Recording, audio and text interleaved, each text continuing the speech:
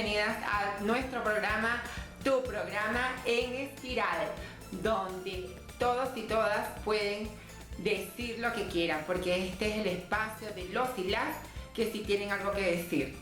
Hoy, como siempre, les voy a estar presentando un programa interesantísimo con el tema específicamente del psicoanálisis y la transexualidad, el transgenerismo, cómo en la actualidad esta ciencia nos observa, nos cataloga a las personas trans.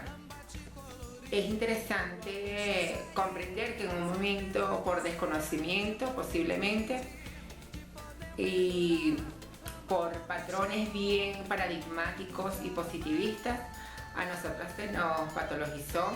Y bueno, queremos dilucidar, debatir también el por qué eso ocurrió en un momento y si todavía eso se mantiene en los manuales de psiquiatría y psicología.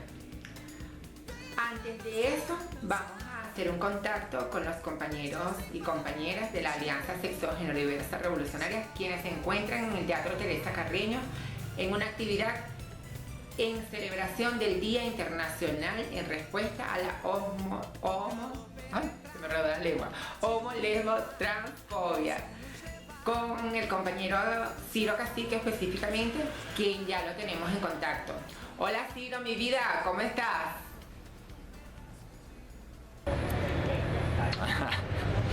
Hola Rumi. Bueno, felicidades por el programa La Espiral. Hoy estamos en este evento, en esta proyección de esta película, porque celebramos el Día contra la homo-lesbo-transfobia, ese día en el que se retira la homosexualidad como una enfermedad de la Organización de la Salud en Estados Unidos y él en psiquiatría.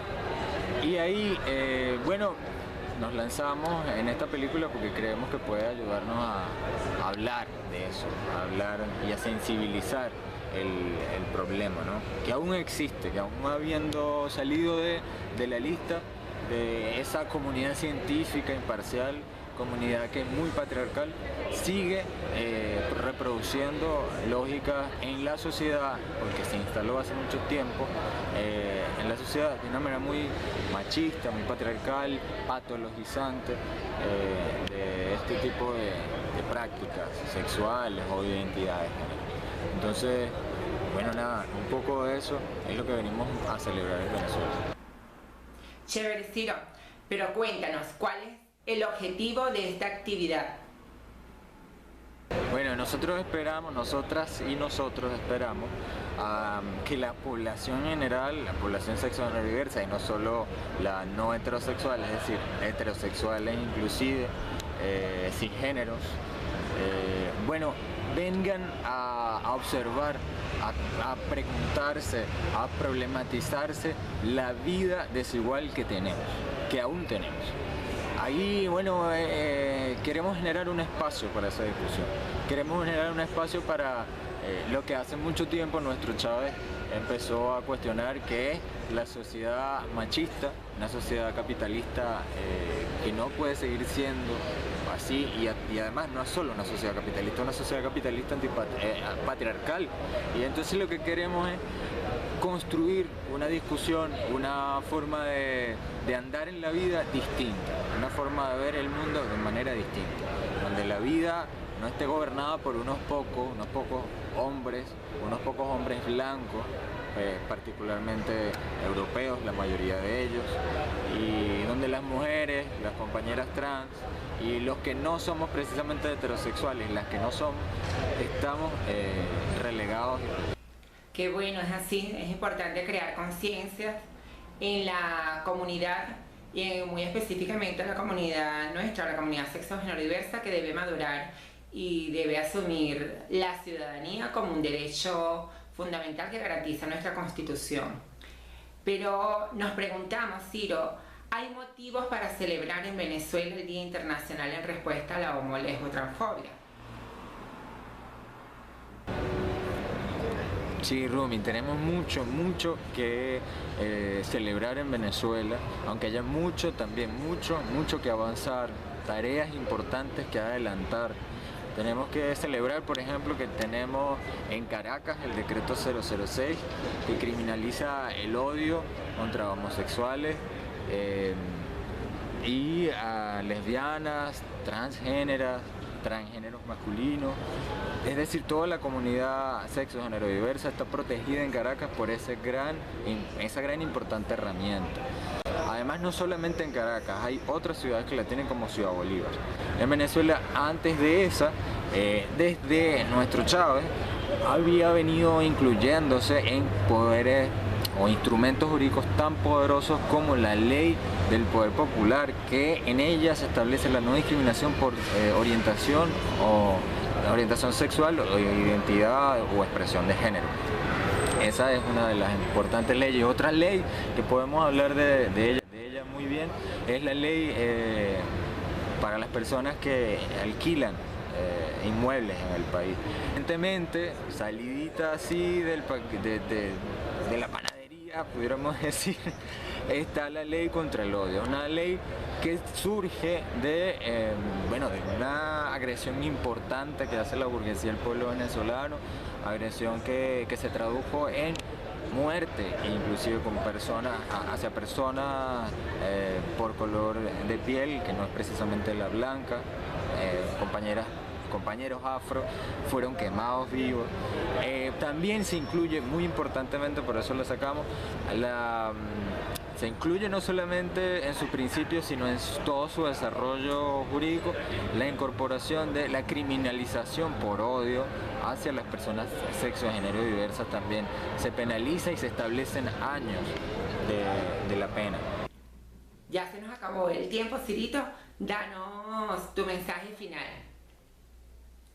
El mensaje no es otra cosa más, sino que todas las luchas que han tenido los pueblos, todas las luchas que han tenido contra el racismo, todas las luchas que han tenido contra el capitalismo, todas las luchas que han tenido por la visibilización de la diversidad cultural, todas las luchas que han tenido los pueblos campesinos, por ejemplo, por una semilla libre de transgénicos, todas las diversas formas desde las que el pueblo lucha contra las diversas maneras de opresión, somos también la comunidad sexo género diversa.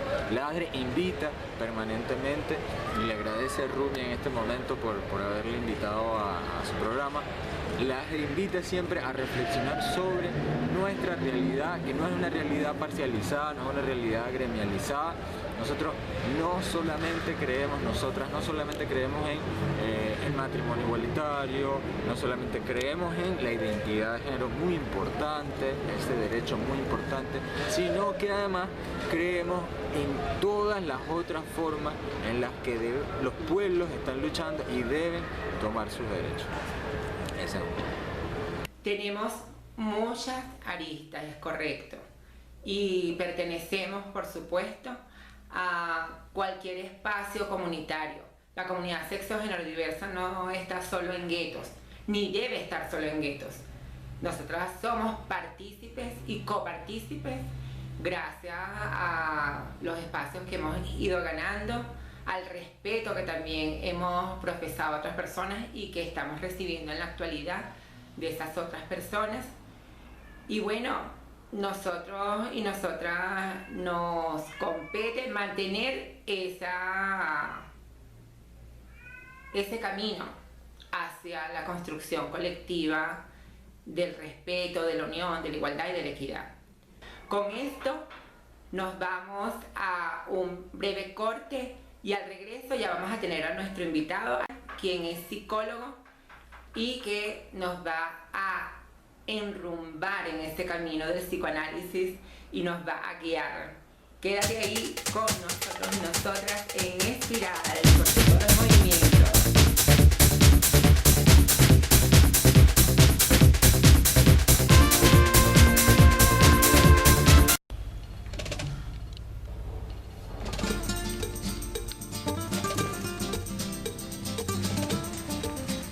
Bien, ya nos encontramos acá con nuestro invitado especialísimo, el licenciado en psicología Paul Mata. Bienvenido, Paul. Gracias, Rumi, por la invitación.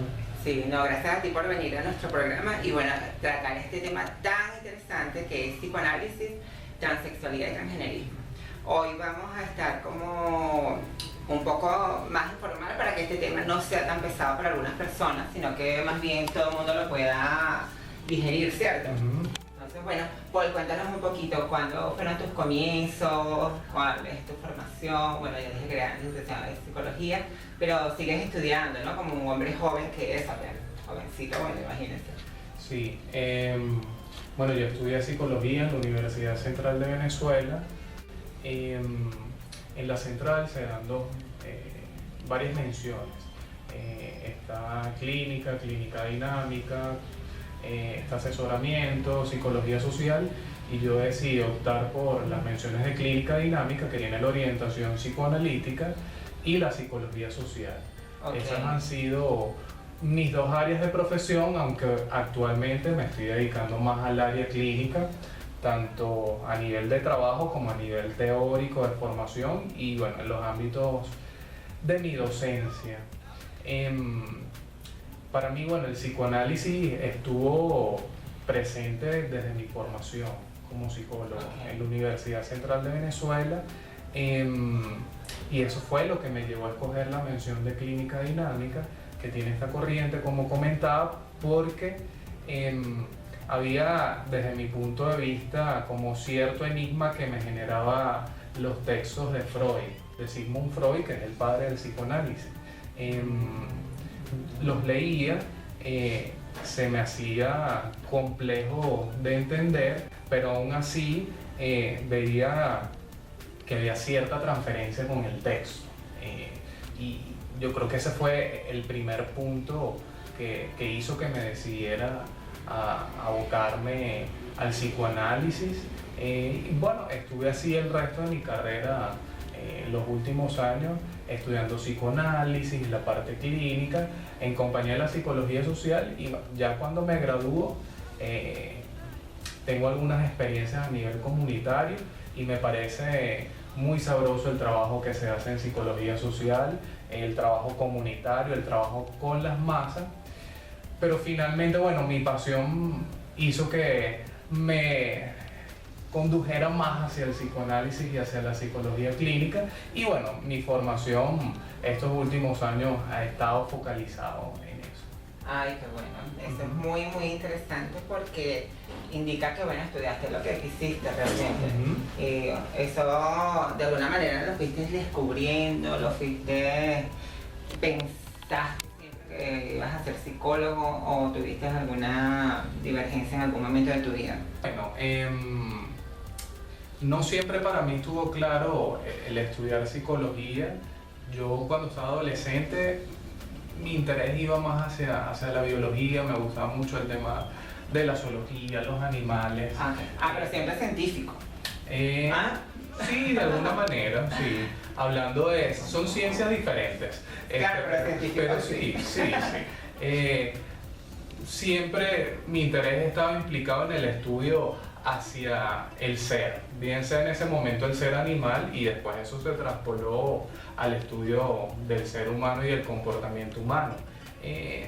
Ya finalizando bachillerato fue cuando realmente tomé la decisión de estudiar psicología, y bueno, para mí desde ese momento de claridad fue con mucha tenacidad que tomé esta decisión, y bueno, así fue como entré al UCB, y bueno, a partir de ahí corroboré que efectivamente ese era el espacio en el cual yo necesitaba estar y que era la profesión que realmente yo quería ejercer. Okay. ¿Te gusta? Sí, me apasiona muchísimo, sobre todo porque la psicología da como para mucho. Es un campo muy amplio. Sí, es un campo muy amplio, es un área de saber muy grande, y o sea, de alguna manera he podido encontrar espacios de trabajo donde puedo abocarme a la psicología desde diferentes perspectivas, ¿no? Por ejemplo, la perspectiva clínica en mi área profesional más directa, después en el campo de la docencia, como también utilizar ese espacio para poder seguir en todo el estudio de la psicología, del psicoanálisis y bueno, la formación que tengo ahorita en psicoanálisis es un proceso de constante formación.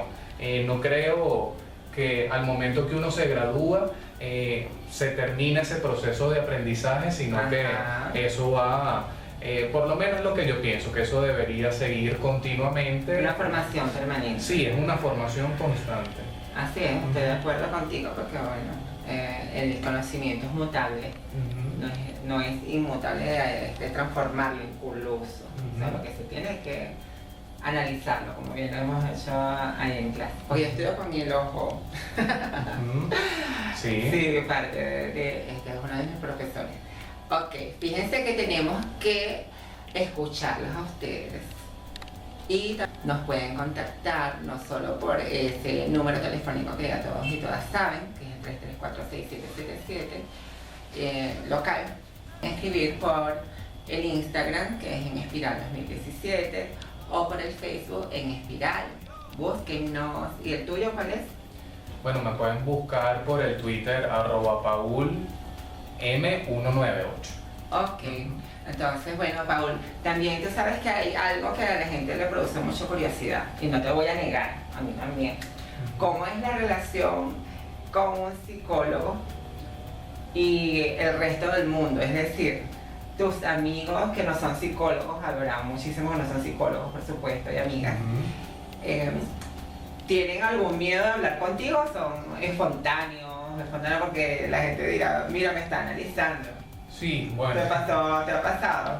Pasa, sí, que las personas se acercan y te dicen, te manifiestan, ¿no?, cierto temor porque uno los puede estar analizando.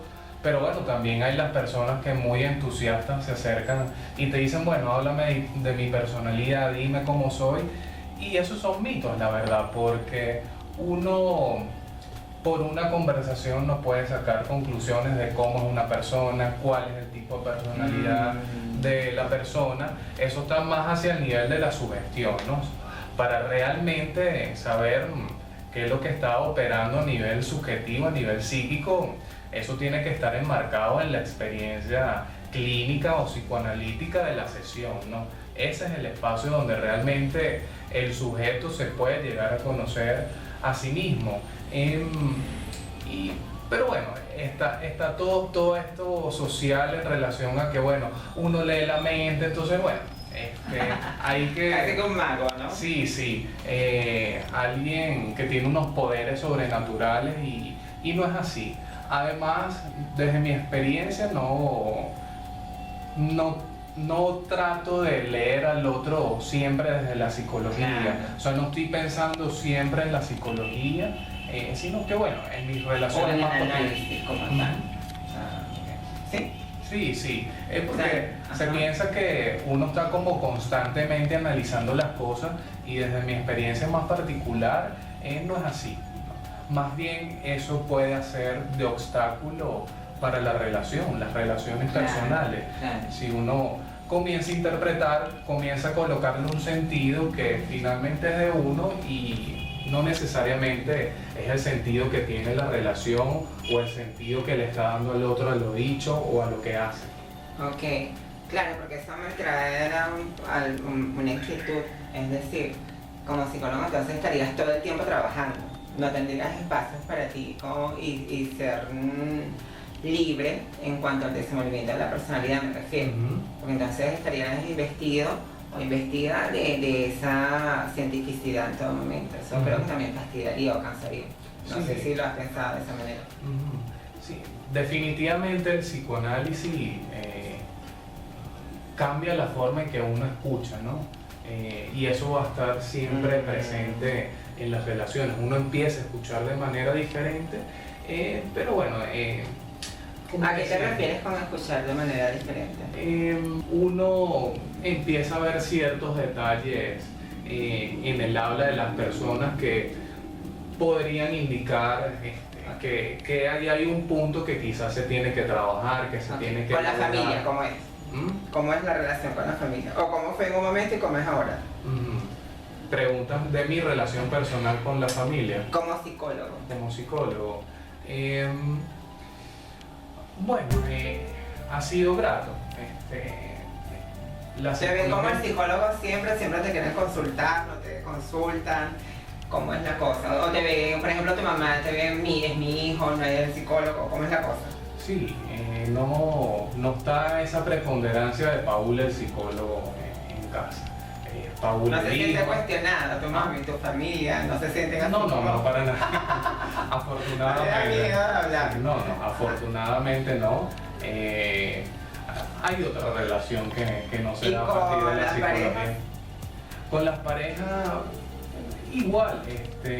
Yo creo que en el ámbito personal se puede distanciar un poco de la psicología y no estar pensando todo el tiempo y bueno, eso hace que las relaciones fluyan. Sí, que se vayan dando de manera más natural. Exacto, qué bueno. ¿Qué otras cosas te gustan? Bueno, aparte del psicoanálisis, que como te decía Rumi, es una de mis pasiones más grandes, cuando no estoy en modo psicoanálisis, vamos a decirlo así, me gusta mucho el tema del cine, el tema del arte en general, me parece muy interesante, soy bastante cinéfilo, entonces cada vez que tengo un momento, veo una película o veo una serie, siempre también estoy leyendo, no solamente de mi profesión, sino estoy leyendo literatura y digamos que soy un apasionado de las letras. En general, no solo el psicoanálisis y las letras en los textos escritos y las letras que se presentan en las películas, en las series. Y bueno, una fuente también para mí de descansar de mi rutina como psicólogo.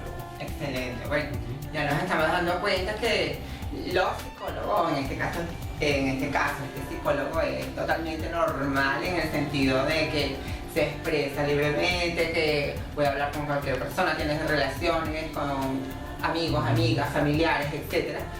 Y eso nos acerca y nos hace comprender mejor que estas personas están para ayudarnos a ser felices en lo posible en este sistema mundo en el cual estamos inmersos. Vamos a hacer nuestra primera pausa de esta entrevista con el psicólogo Paul Mata.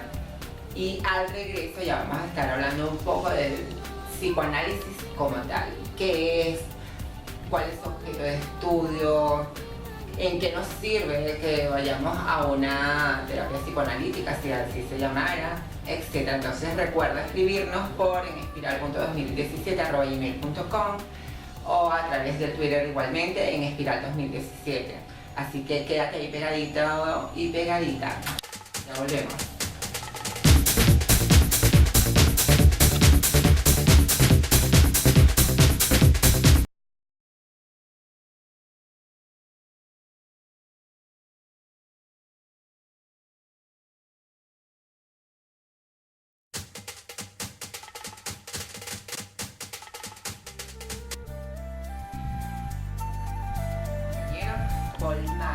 Y de una vez vamos a definir qué es el psicoanálisis. Cuéntanos. Bueno, el psicoanálisis es una gran pregunta la que tú haces. Hay que partir de su exponente principal, que es Sigmund Freud. Él sistematiza y descubre que existen fuerzas que son inconscientes para nosotros, que no están al nivel de la percepción, pero que igual actúan. Ese es el gran descubrimiento, que existe lo que se llama el inconsciente. O sea, una fuerza interior, incontrolable incluso. No sé si es incontrolable. Okay. No parte del hecho de que se puede manejar o no, pero no necesariamente lo hace incontrolable, porque precisamente lo que introduce la experiencia psicoanalítica de pasar por un análisis es que se puede conocer aquello de nosotros mismos que no sabemos, que está precisamente en ese aparato, en esa instancia exactamente, que es el inconsciente. Y bueno, eso me lleva inmediatamente a recordar el tema de la represión, que se lleva allí para de alguna manera bloquear situaciones que son fundamentalmente traumáticas. Sí, traumáticas, intolerables.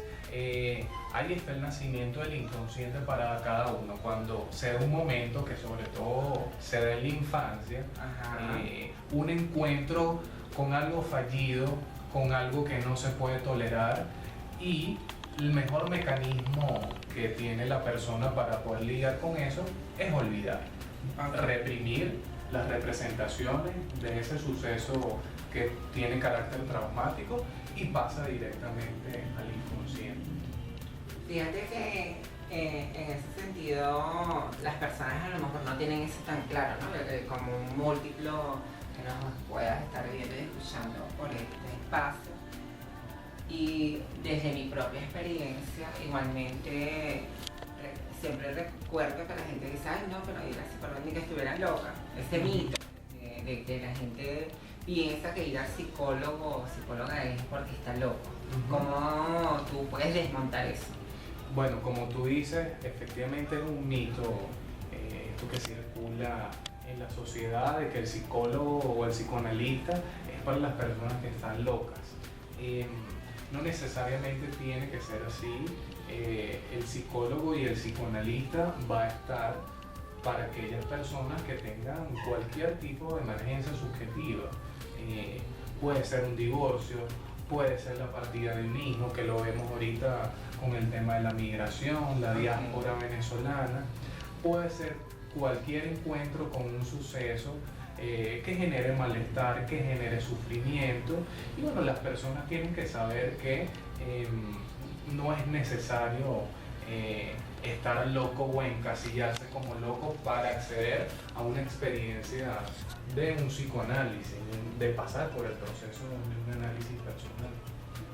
Sí, recordando algunas cosas leídas e investigadas desde mi proceso de formación, entiendo entonces que es necesario que toda persona pase por un proceso psicoanalítico. Porque, es decir, si hemos dilucidado, discutido que vivimos en un mundo que es bien agresivo por el sistema imperante, ¿sí? Hegemónico, nosotras de alguna manera, desde pequeños y pequeñas, tenemos procesos traumáticos independientemente de él. Y por supuesto habrá quienes no lo tendrán, pero no, hasta los momentos no he conocido a alguien que no tenga problemas, por decirte algo. Entonces es posible que ese comportamiento, esa conducta esté referida a la infancia. O como bien nos decías en estos días en clase, un proceso que ocurra cuando eres adulto, cuando eres adolescente, igualmente te va a marcar dependiendo de la intensidad con que tú lo percibas. ¿Sí? Sí. En tal caso, el espacio del análisis va a estar para la persona que sienta que realmente lo requiere y que le puede sacar provecho.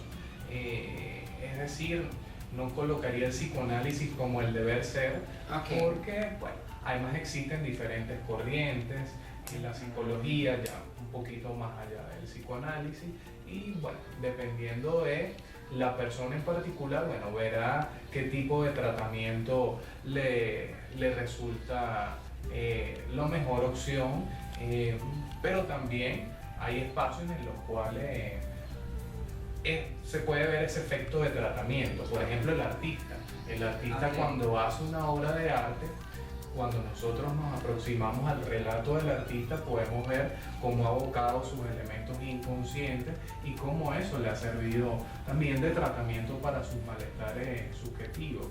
El caso del psicoanálisis va a estar ahí, como te decía Rumi, cuando alguien presente una emergencia subjetiva y necesite de la figura del analista, bueno, para poder ver qué se hace con ese malestar que está presente en ese momento. Ok, el objeto de estudio del psicoanálisis en psicoanálisis. El inconsciente. Sí, la fuerza es inconsciente. En eso está la perspectiva, por supuesto, freudiana, pero la orientación lacaniana, que es la orientación que yo sigo del psicoanálisis lacaniano, también, bueno, pone de manifiesto. Tiene que ver más con el colectivo, con lo colectivo. Tiene que ver con Jacques Lacan, lo que le da es un giro lingüístico a todos los planteamientos de Freud. Okay. Lo pone a nivel de discurso, que ya estaba más o menos dicho con Sigmund Freud, cuando él habla de representaciones, cuando él, por ejemplo, habla del malestar en la cultura.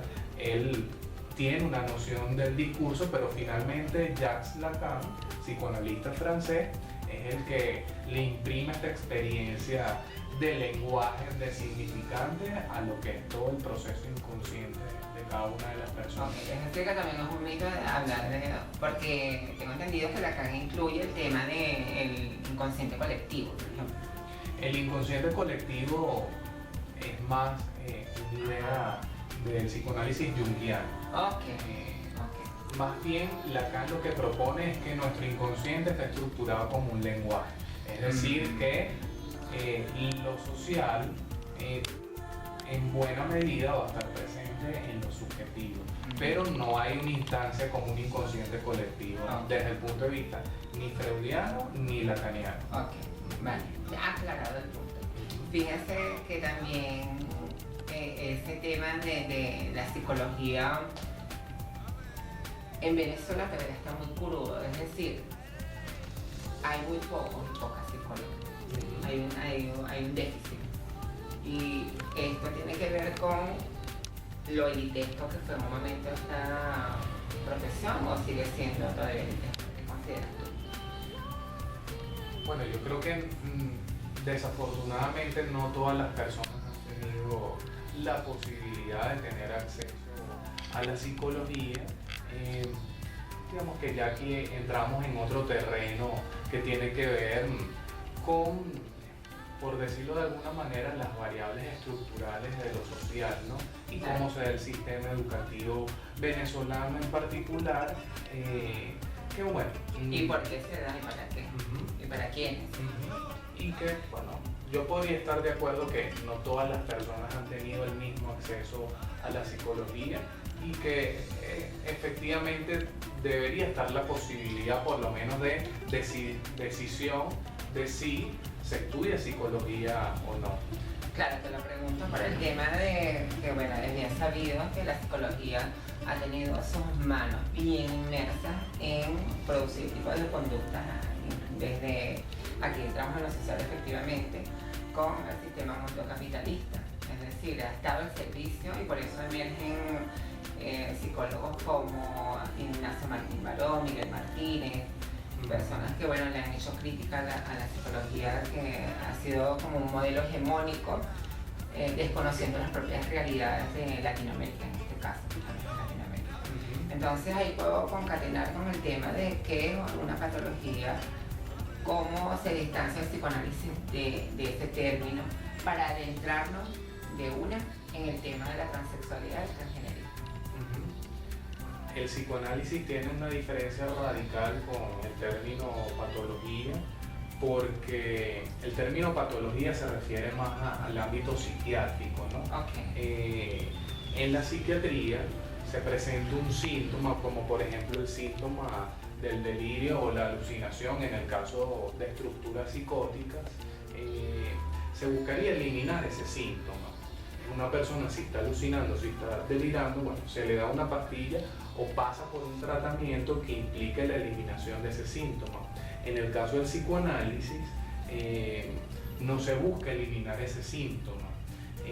Se busca, por supuesto, trabajar con aquello que resulta problemático para cada uno, que implica un síntoma. ¿El por qué? El por qué está ese síntoma, pero no pretende la eliminación del mismo.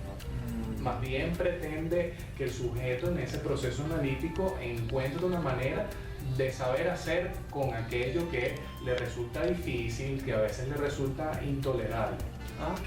Es otra cosa, entonces es otra perspectiva totalmente distinta a la que se tiene ahí en ese imaginario colectivo. Sí, además esa experiencia va a ser radicalmente singular. Así mismo. Bueno, ya al regreso vamos a estar tocando profundamente el tema de la transexualidad, el transgenerismo y por qué ha sido patologizado en un momento dado de la historia, que bueno, como ustedes bien saben, como activista que soy en derechos humanos, en Venezuela tenemos un recurso que hemos introducido el año pasado en el TSJ para lograr cristalizar y que se nos garantice el cambio de nombre y de género para las personas trans en nuestro amado país Venezuela. Quédate ahí pegadito y pegadita para que sigas aprendiendo y desaprendiendo algunas conductas que no van. Te espero al regreso.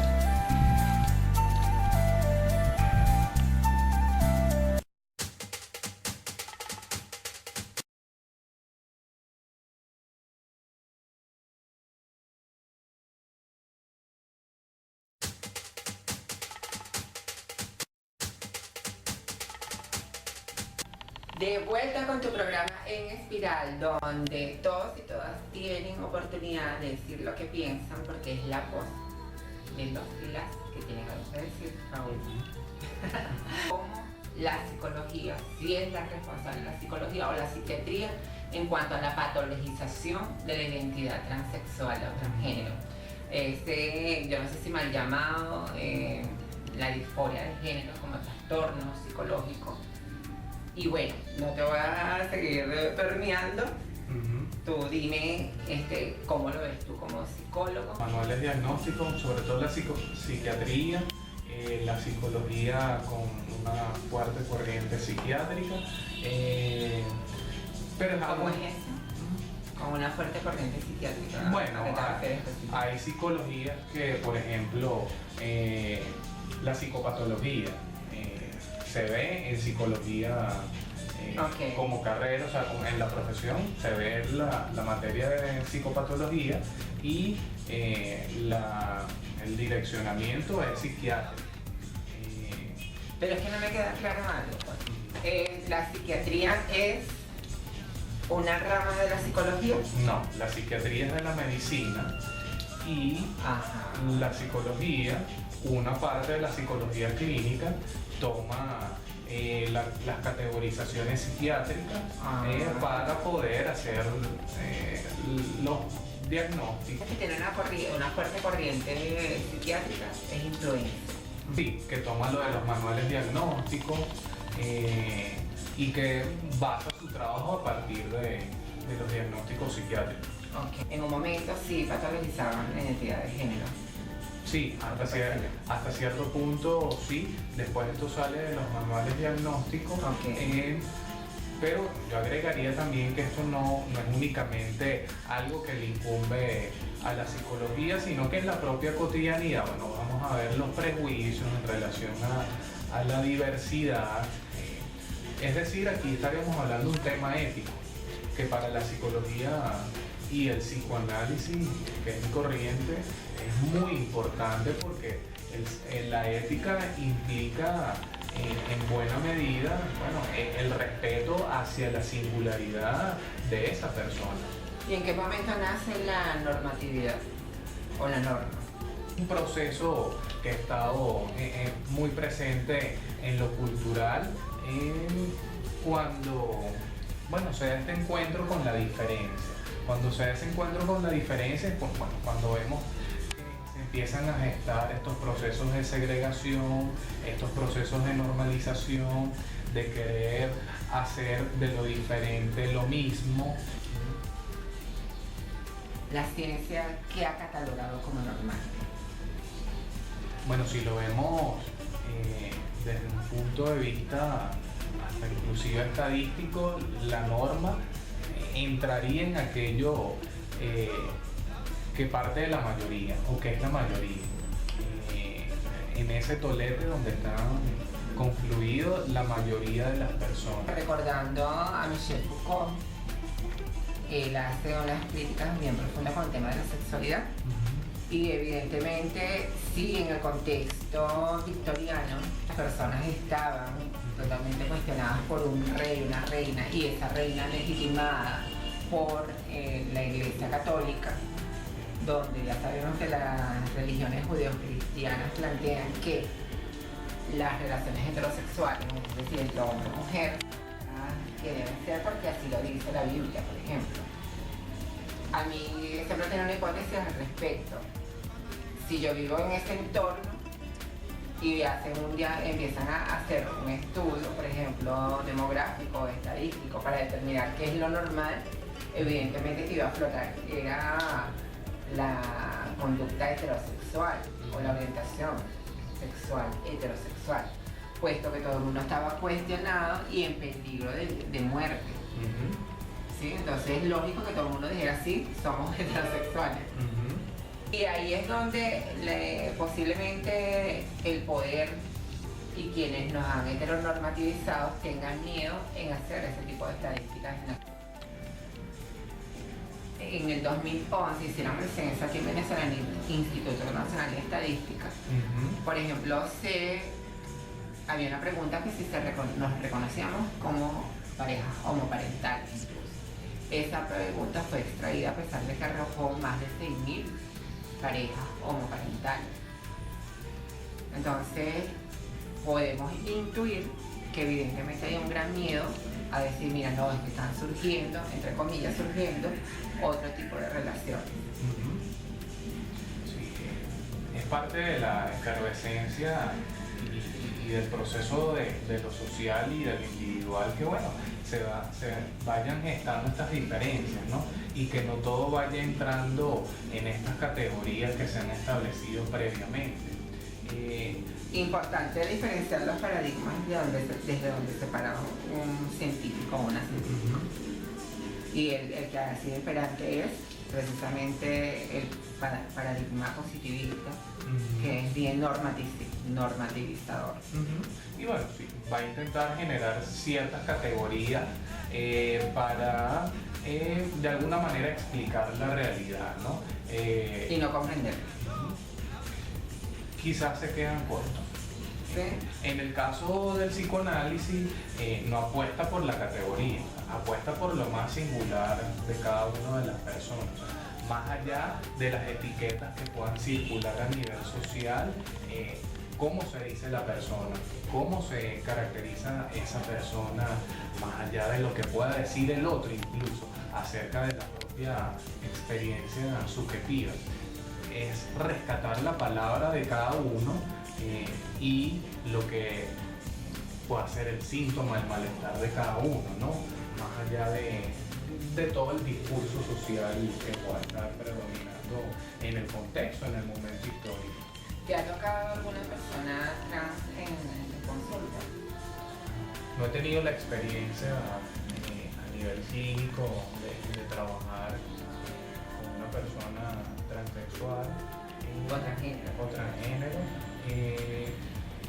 pero es parte del proceso de formación en psicoanálisis, darle cabida a ese hecho y ese suceso que es lo más subjetivo. Ajá. ¿Y como docente? Como docente. ¿Es primera vez? No, le he dado clases a personas que son transgéneros o transexuales. Bueno, aquí tú me estabas explicando que hay una diferencia que es sutil. En el caso de los estudiantes que yo les he dado clases, no sé si se catalogaban como transgéneros o transexuales, pero en definitiva no entraban dentro de estas categorías, las dicotomías de género, exactamente. Y bueno, ha sido una experiencia interesante para mí el tener la oportunidad de poder trabajar con diferentes tipos de personas, ¿no? Podemos decir que el psicoanálisis definitivamente no es ese rol que teníamos en ese imaginario colectivo, incluyéndome, de que bueno, la gente digo que te agarran con unas camisas de fuerza y te das Para nada. Es más bien muy humanista, considera mucho al individuo y su particularidad, que eso me parece maravilloso.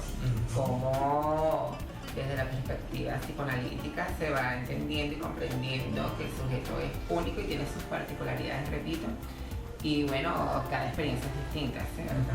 Sí, sin desatender lo que tiene que ver con lo social, porque esa es una de las cosas que quizás se le critica al psicoanálisis, que desatiende lo social y desde mi punto de vista no hay tal cosa, porque, bueno, se ve en lo social en lo singular, pero sigue estando en lo social presente porque el sujeto es un sujeto de discurso y el discurso siempre va a ser el discurso del otro, el discurso de la sociedad. No puede estar una experiencia analítica exenta de la relación con el otro cultural y el otro el semejante, el cotidiano, con el cual nosotros interactuamos día a día. Excelente. ¿Y cómo definimos? Igualmente las personas trans tienen, digamos, diferentes personalidades o entran en una forma de ser específica.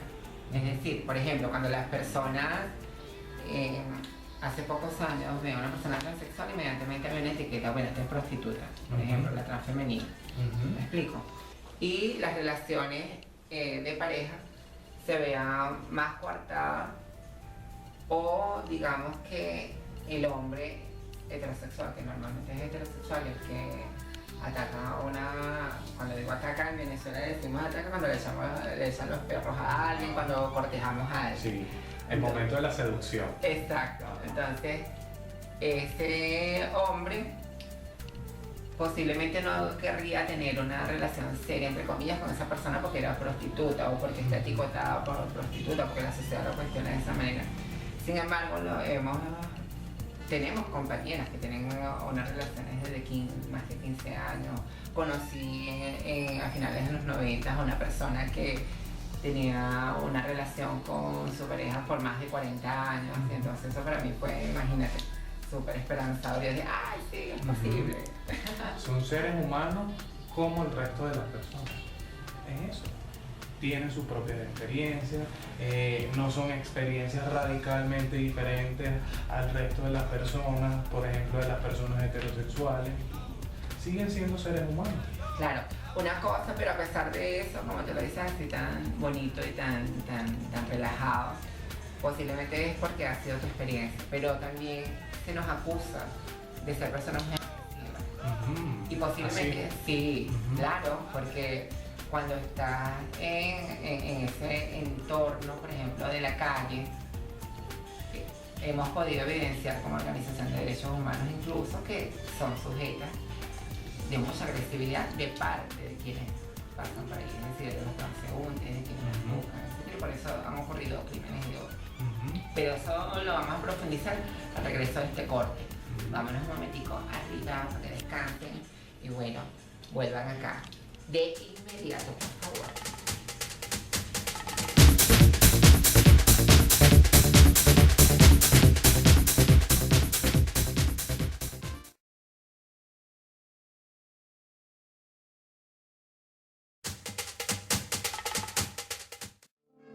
Retromemorias.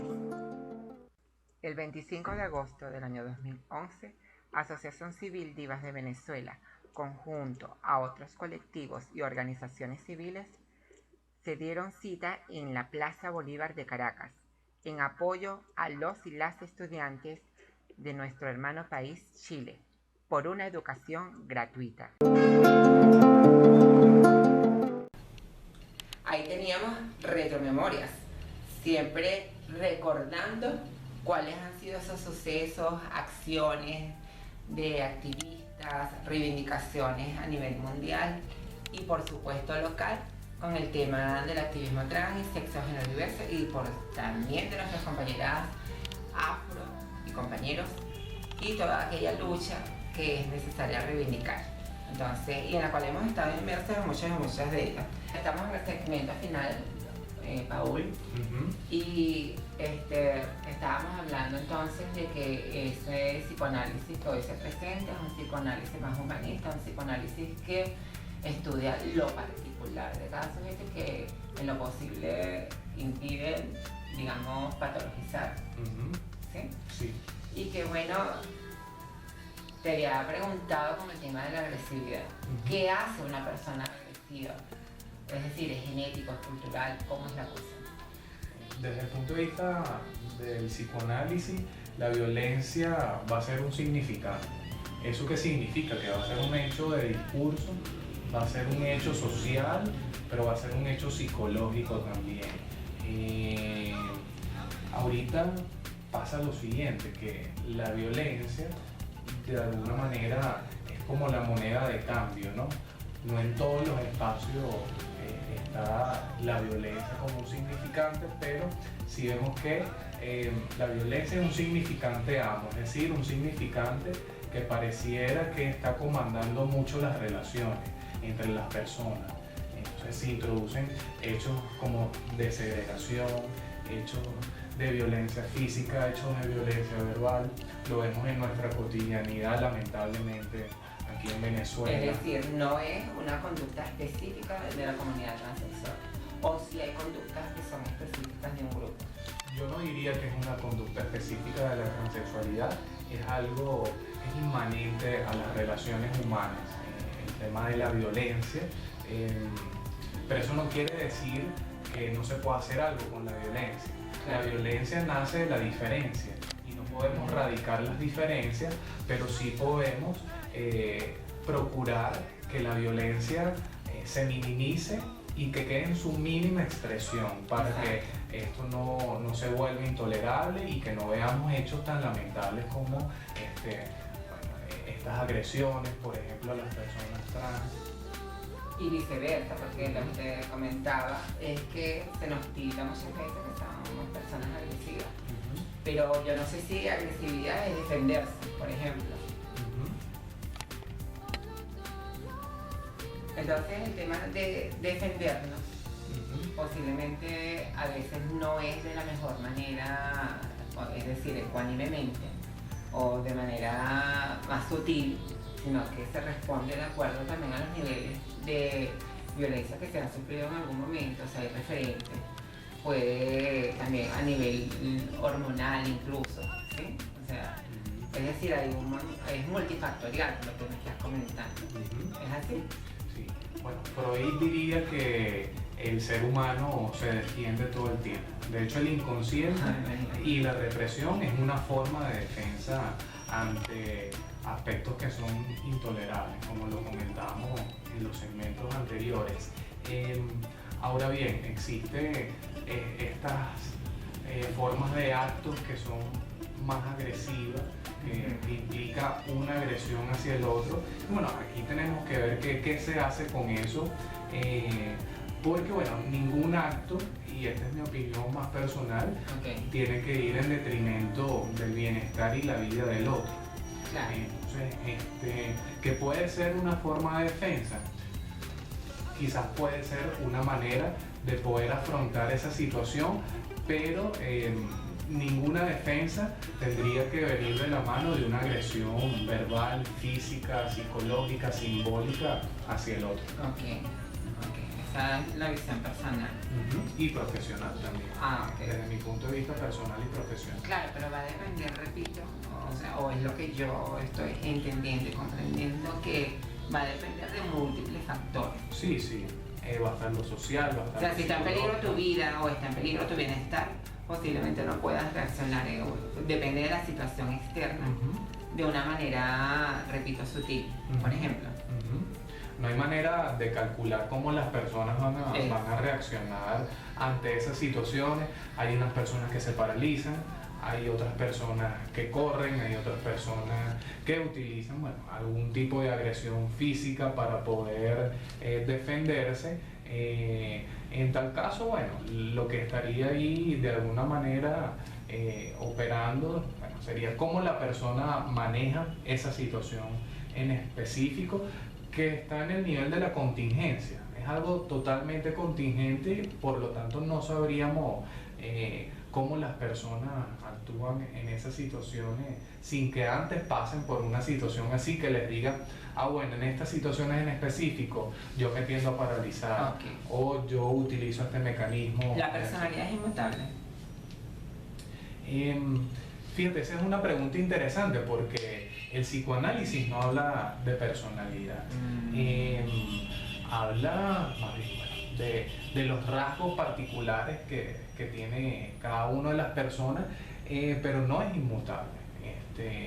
Sobre todo aquellos aspectos que producen sufrimiento, la apuesta del psicoanálisis es que se puede hacer algo en relación a eso, que puede haber un proceso de cambio subjetivo, de un proceso de transformación subjetivo, de aquello que es lo más íntimo, lo más personal de cada uno de nosotros, y que bueno, requiere pasar por un proceso psicoanalítico para ver qué de esas cosas requieren un cambio, y que implique un saber hacer con ese malestar que podemos tener cada uno de nosotros. En estos minutos finales, si tienes algo que decir, que no te he preguntado, y le quieres decir a la gente que nos observa y nos escucha por la plataforma YouTube.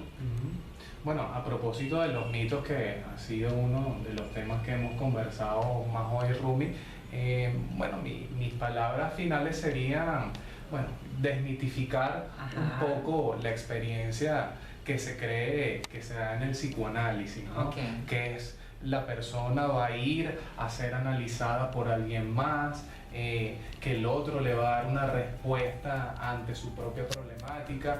El psicoanálisis no va por esa vía, sobre todo el psicoanálisis de orientación lacaniana lo que procura es que la propia persona en esa experiencia y con su propia palabra busque las soluciones, no ateniéndose a lo que dice un otro, sino al deseo propio de cada uno. Es decir, el descubrimiento de sus propios temores, de sus propios impedimentos y de sus potencialidades, posiblemente también, ¿sí? Con su deseo. Ah, qué bueno. Mira, entonces es bellísimo, el psicoanálisis es hermoso, me encanta. Creo que me voy a ir por ahí. Bienvenida.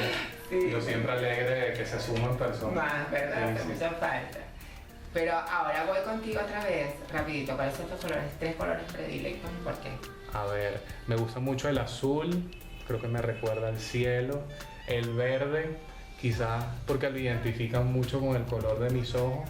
Y me gusta mucho el morado también. Este es un color nuevo que he encontrado que me gusta mucho. ¿Por qué te gusta? Quizás porque está en el espectro todavía del azul, pero es diferente. Bueno. Y dime un poquito de ti, de tus frases predilectas. Bueno, ¿cuáles son mis frases predilectas? O la mejor, la que tú más repites, con la que te identificas, que es lo que cuando algo te saca de tus casillas, que es lo que dices primero. Ah, pero me estás preguntando por una grosería. No sé, puedes decirla. Bueno, wow. Rápido. Sí, me pusiste aquí Rápido. en 3 y 2, Rumi. Me gusta hablar mucho desde el psicoanálisis, entonces utilizo frases a veces del psicoanálisis. ¿Sí? Cuando sí. te molestas dices, ¿cómo que dices, por ejemplo? Me tocó un real, por ejemplo. Eso a veces lo digo. Okay. ¿Y tu frase particular que te identifica como persona? Bueno, creo que me puedo identificar como alguien tenaz en su deseo. Creo que eso te lo comenté en un inicio. La tenacidad en relación a procurar hacerme un lugar en el psicoanálisis ha estado presente desde hace mucho tiempo, la tenacidad. ¿Tu libro preferido? Wow, mira, me gusta mucho 100 años de soledad de Gabriel García Márquez. Me gustan los libros de Agatha Christie, me encanta el misterio. El misterio. Sí. ¿Arriba o abajo? Dependiendo de la ocasión. Bueno, Paul, muchas gracias. Paul, Gracias. es Paul Robbins, Mata, sí. Paul Mata. Para Gracias. que no busquen a otros. Sí, Sí. dinos tus redes, por favor, repítelas. Sí. Si quieres decir tu número telefónico o tu correo Sí. electrónico. Mi Twitter, @paulm198. También me pueden escribir a mi correo paulm198@gmail.com. Y mi número es 0426 406 7931. 406-7931. Perfecto, entonces bueno, ya tienen ese contacto con nuestro queridísimo Paul Mata, una persona sensibilizada, humanista y que pueda atender a cada persona desde su propia perspectiva y con todo el respeto del mundo. Gracias por estar en contacto en Espiral y nos vemos pronto porque todo es movimiento. Gracias, Paul. Gracias. Paul.